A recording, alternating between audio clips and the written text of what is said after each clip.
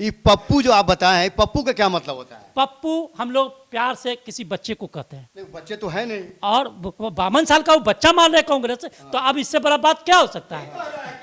हमने 52 साल के बच्चे को बच्चा कहाँ समझा है? देश का प्रधानमंत्री के लाइन में है। अगर एसपी जी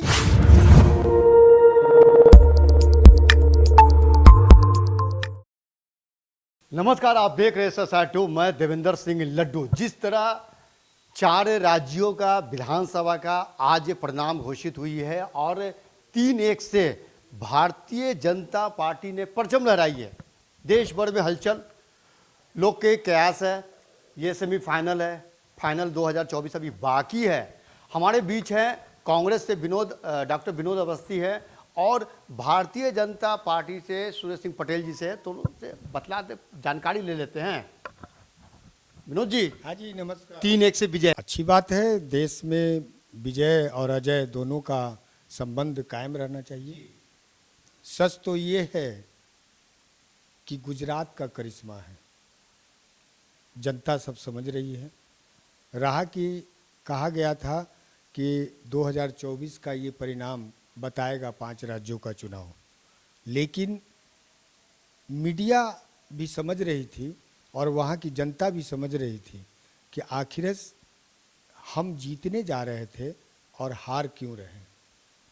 हारने का कारण कोई नहीं है, जनता वहाँ की वोट दिया है, लेकिन ये गुजराती करिश्मा है और ईवीएम का खेल है। विनोद जी, आप बता रहे हैं कि गुजराती करिश्मा क्या होता है? गुजराती करिश्मा गुजराती करिश्मा इसलिए है कि उद्योगपति वहाँ हैं, पैसे का लक्षण विलक्षण सारे वहाँ हैं, बड़े बड़े कैपिटलिस्ट वहाँ हैं। वहीं के अडानी भी हैं, वहीं के अंबानी भी हैं, वहीं के मोदी भी हैं, वहीं के अमित शाह भी हैं।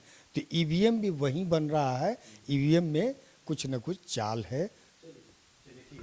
सूरज जी बताइए, आरोप लगा रहे हैं ईवीएम का।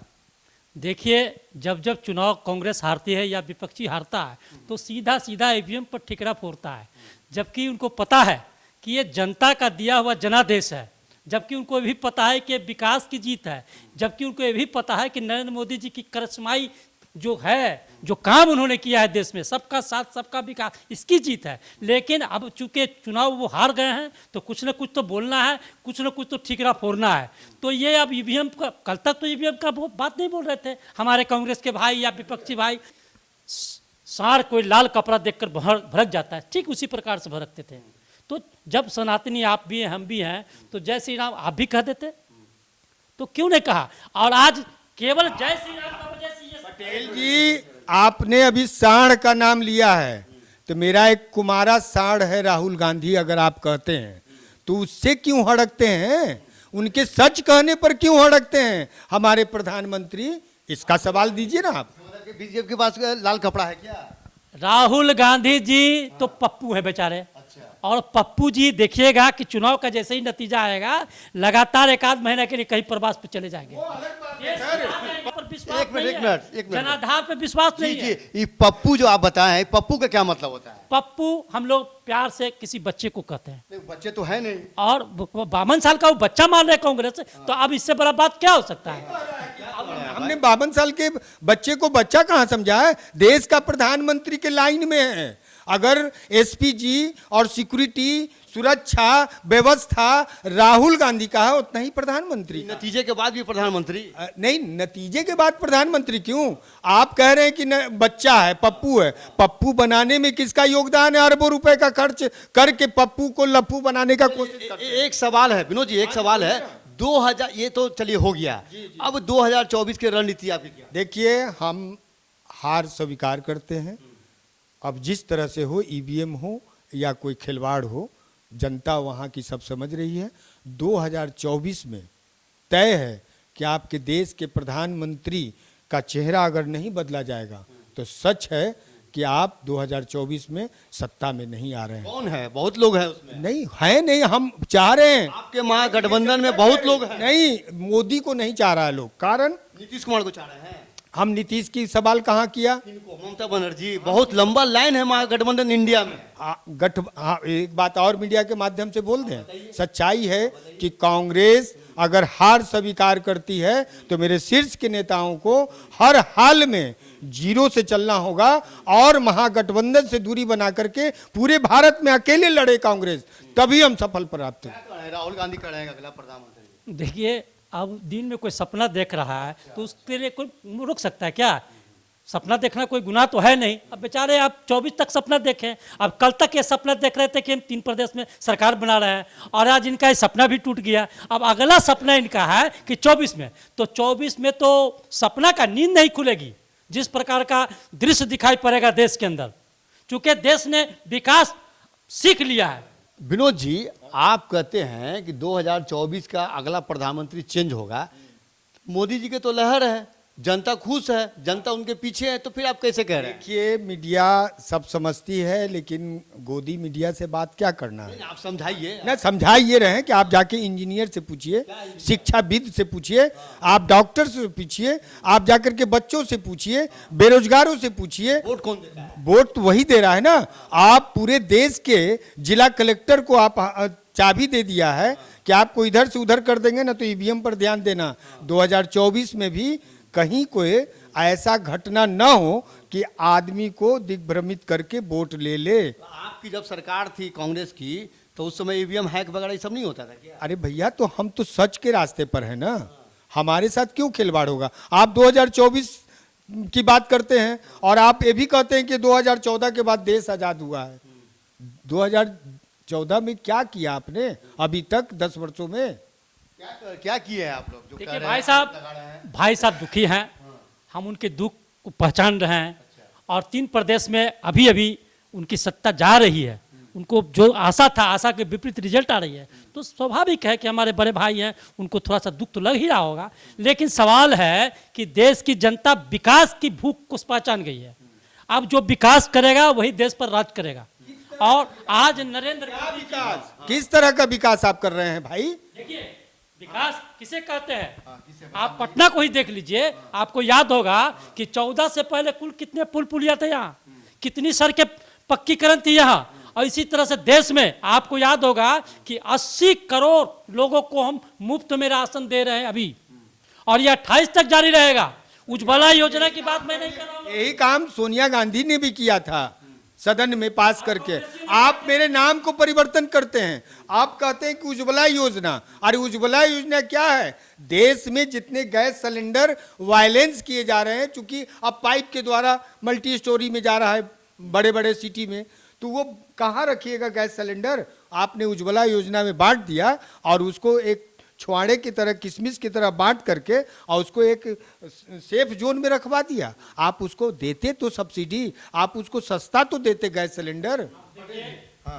कल तक सारी योजनाएं इनको ठीक लग रही थी, जैसे ही हाथ से 3 प्रदेश खसका है तो हमें लगता है कि बेचारे थोड़ा सा दिक्कत में तो हैं। इस बात को मैं महसूस करता हूं, चूंकि कांग्रेस ने जिस 70 सालों तक देश पर राज किया है, उससे पूरा देश खिसक रहा है और जो 1-2 प्रदेश में इनको आशा थी वो भी जा रहा है। सुरेश जी, आपको दिमाग में डाल दें कि मैंने 70 साल राज नहीं किया है, उसमें आप लोगों को और प्रधानमंत्री भी बने हैं। अरे आप नेहरू बनना चाहते हैं, आप बिना मतलब के अभी पटेल जी का नाम हटा करके स्टेडियम में जिंदा जीवित प्रधानमंत्री अपना नाम डाल देते हैं और पनौती भी। भाई जिस पटेल जी की ये बात कर रहे हैं, पटेल जी कांग्रेस के नेता थे और उन्होंने एकता में फिरोने का जो काम किया था, उस पटेल जी को भी इन लोगों ने क्या किया, ये सारा देश जानती है। और उनका कब पहचान बना? जब नरेंद्र मोदी जी प्रधानमंत्री बने और आज उनको आदमकद प्रतिमा को नमस्कार करने। अरे पटेल जी की बात करते हैं आप, पूरे देश नहीं, पूरे गांव से आपने लोहा दान में लिया और चाइना से आपने बनवाने के लिए मूर्ति दे दिया। वो लोहा का कहाँ है कीमत, जरा बताइए तो। उसी लोहा के ढला हुआ वो मूर्ति है। जिस लोहा की बात आप दान में लिया और चाइना से बनवाया। चाइना से क्यों? आप तो बोलते हैं कि हिंदी चीनी भाई भाई नहीं, दुश्मन है। कुछ टेक्नोलॉजी जो अपने यहाँ नहीं होता है। कब की बात है? जब शुरुआती दौर में आए थे। आज भारतीय जनता पार्टी की सरकार इतना इंडस्ट्रीज भारत, आप मोबाइल भी तो चाइना का इस्तेमाल करते थे, आज तो कम से कम 85% मोबाइल जो हाथों में है वो भारतीय है। ये कब हुआ? जब अरे भाई, जिस मोबाइल का बात करते हैं, जिस लाइव टेलीकास्ट की बात करते हैं, इलेक्ट्रॉनिक की बात करते हैं, वो राजीव गांधी का देन है। 18 वर्ष के बच्चों को एक कायदे से एक मिनट विनोद जी, हम दोनों व्यक्ति को हम रुकना चाहेंगे। इस चुनावी मुद्दा में आप मोबाइल कहाँ से आया है क्या नहीं है, उस पर आप चर्चा फिलहाल अभी छोड़ दिया। ये जो मेरी बात सुनिए, ये चुनावी मुद्दा, चुनावी बहस है, ठीक है ना। ये आज का, एक मिनट सुनिएगा, ये आज का जो परिणाम जो आया है, उससे तो लोग तो कह रहे हैं क्या कि कांग्रेस अब पार्टी जो महागठबंधन बिल्कुल हताश हो गया है। नहीं, हताश नहीं है हम, हताश नहीं है। ये हो सकता है कि जनता और ईवीएम के बीच में कोई खेल हुआ है। बार बार हम ईवीएम पर फोकस डाल रहे हैं, इस बात का ध्यान देना होगा। और हमारे शीर्ष के नेताओं को आग्रह है कि आप गठबंधन का रिश्ता तोड़ के पूरे देश में अकेला कांग्रेस अपनी लड़ाई लड़े, तभी हम सफल प्राप्ति लेंगे। और जनता उस राह को देख रही है। ईवीएम का दोष लगा रहे हैं, और कल रात तक जब कुछ इनके पक्ष में आया था, मन में गुलगुल्ला फूट रहा था, तब तक ये ईवीएम नहीं बोल रहे थे। आज सुबह से जब परिणाम आना शुरू हुआ तो ईवीएम आ गई, क्योंकि इनके शीर्ष नेताओं ने भी कल स्वीकार कर लिया है कि हम 2 प्रदेशों में संघर्ष की स्थिति में है। नहीं, आपके आज तक को ये पता चल गया कि 150 का आकलन आ रहा है मध्य प्रदेश में, है? बंद बक्से में उनको कैसे पता चल गया?